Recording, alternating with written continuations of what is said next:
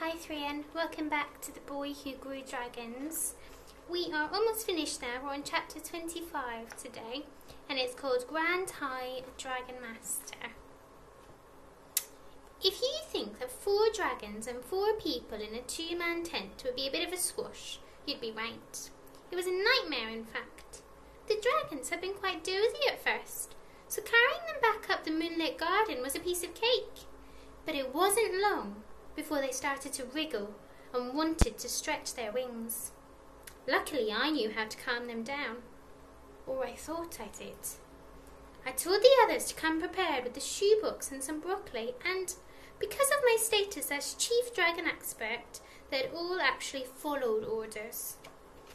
I felt as if I could get used to this. My new role as respected elder, the voice of experience and wisdom, leading my minions. Perhaps they could call me something like Commander or Captain. Perhaps even Grand High Dragon Master. Yeah, that sounded good. I'd probably need a cloak. Or a special hat, maybe. And a logo. Definitely a logo. Oi, out of planet to mass, said Ted, poking me in the side. Shaken out of my daydream, I saw Ted pulling his daftest face at me. Come on, Pontastic, what do you think, he said. I waved goodbye to the vision of myself as Grand High Dragon Master. Who was I kidding? There was no way Ted was going to call me Grand High anything, except Pong Master, maybe. He was holding out his shoebox to me, and I have to admit, the little imp called Envy started muttering away in my head when I saw it.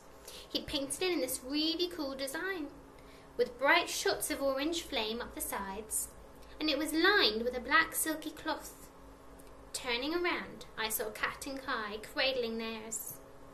It looked as if everyone had gone to town on the decorating. Cat had a soft velvet scarf for her dragon to curl up in, and the box itself was painted and covered in shiny, sticky black gems. A line of rubies and diamonds spelled out the words Top Secret. If that wasn't guaranteed to make someone go in for a nose round, I don't know what would. Kai, who tended to have a lot of less patience for arty crafty stuff, had just painted his a dark green, but even he had decked it out with some kind of fleecy material. They all looked way more inviting than Flicker's shoebox. Right cool, I said, feeling pretty pleased that I'd managed to ignore my little envious imp, who had been all ready to stump off in a huff at having been outdone. I was glad because everyone seemed really chuffed that I thought they were up to scratch. And then they started quizzing me on what we should do. I guess I was still Grand High Dragon Master after all, even without a hat. Food and sleep, I told them. That's what's next. Get your box and your broccoli ready.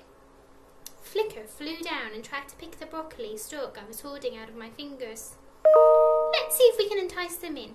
If they're anything like Flicker, they must be hungry by now. The dragons were hungry, but it was soon clear that Flicker was on his own when it came to loving all things green and sprouty. Ted's dragon appeared to have a taste for, well, anything and everything.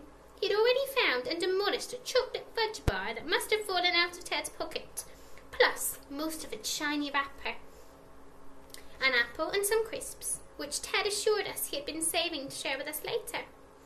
The dragon was now surrounded by what appeared to be the remains of several small insects and a hairy half-chewed marshmallow, and was biting off and swallowing the buttons on Cat's cardigan. With every bite he took, his belly pulsed with a fiery orange glow that rippled down through his tail, as though flames were sizzling through him. Cheeky thing, Ted said. He just munched all our provisions.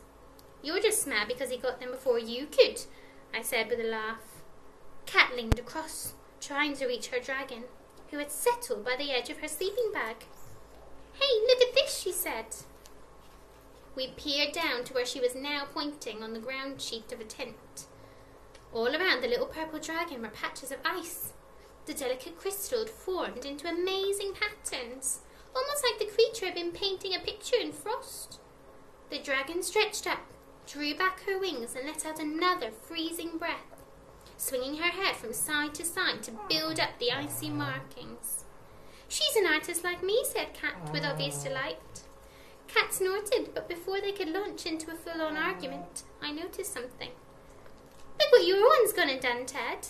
We all looked to the furthest corner. where there was a mound of what looked like cotton wool, but which we soon realised was the downy inside of Ted's sleeping bag. It had been ripped open. The golden dragon was now happily shredding Grandad's tent, its needle-sharp claws and teeth tearing into the material, and he had already made a fair-sized hole. "How are we going to explain that one?" said Ted. "Never mind about that," said Kai. "Where's my dragon?"